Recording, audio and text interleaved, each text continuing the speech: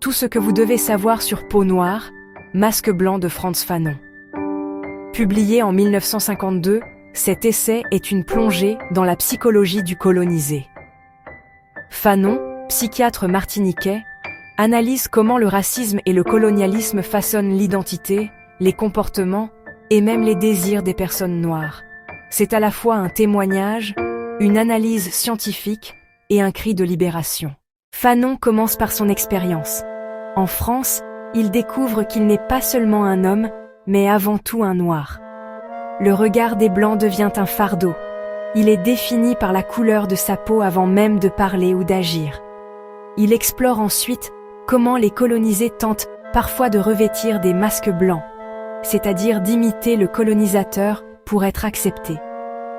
Parler comme lui, penser comme lui, aimer comme lui. Mais ce masque ne colle jamais parfaitement. Il trahit et détruit. Tout au long de l'ouvrage, Fanon montre que le racisme n'est pas seulement une domination extérieure, mais une aliénation intérieure. La langue et le pouvoir.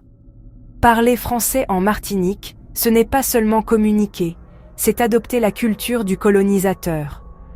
L'accent devient une marque d'infériorité, et celui qui parle bien croit accéder à une dignité supérieure. L'aliénation amoureuse.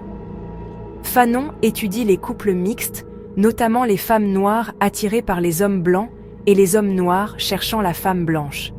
Pour lui, ce désir est parfois nourri par l'illusion que l'amour avec un blanc efface l'infériorité sociale. Le corps noir comme prison. Fanon décrit la scène où un enfant blanc s'écrie en le voyant « Tiens, un nègre ». À ce moment, son identité entière se réduit à sa couleur de peau. Le corps devient une cage biologique, à travers laquelle il est enfermé. Le regard blanc. Être noir, c'est être toujours perçu, défini, réduit par le regard du blanc. Cette objectivation empêche d'être un sujet libre. La psychanalyse du colonisé. Fanon mobilise Freud et Lacan pour expliquer comment l'infériorisation s'intériorise dans l'inconscient, créant des complexes de dépendance et de rejet de soi. Appel à la libération. Fanon conclut qu'il faut rompre avec ces masques imposés.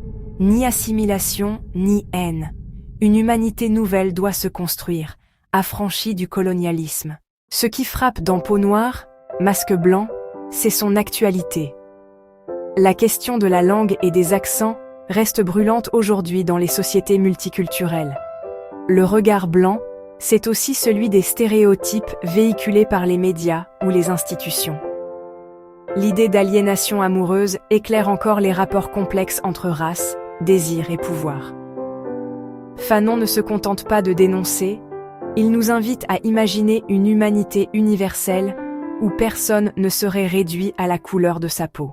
Peau noire, Masque blanc n'est pas qu'un livre sur le racisme, c'est un miroir. Il montre comment un système peut pénétrer jusqu'au plus intime de l'individu, ses mots, ses amours, ses rêves. Et il rappelle qu'arracher le masque, c'est la première étape vers la liberté.